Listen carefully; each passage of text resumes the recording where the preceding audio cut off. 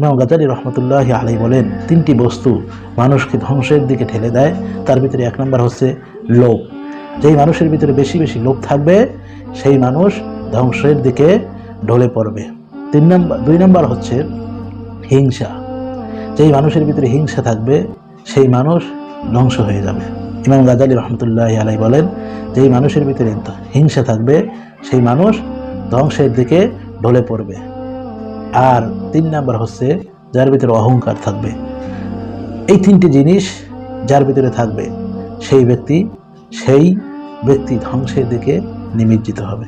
এজন্য ইমাম গাজ্জালীর এই 3টি কথা যদি আমরা মেনে চলতে পারি, এই 3টে জিনিস থেকে যদি আমরা সরে আসতে পারি, তাহলেই আমাদের জীবনটা সুস্থ এবং সবলভাবে আমরা চালাতে পারবো। আল্লাহ তাআলার ধ্বংস থেকে আমরা ফিরে আসতে পারবো। এজন্য লোভ, হিংসা এবং অহংকার এই 3টে জিনিস থেকে যেন আমরা ফিরে থাকতে পারি, তাহলেই আমরা ধ্বংসের হাত থেকে আমরা রেহাই পাবো। আর যদি এই 3টে জিনিস থেকে যদি আমরা ফিরে আসতে পারি, তাহলে কিন্তু আমরা ধ্বংসের হাত থেকে ফিরে আসতে পারবো না।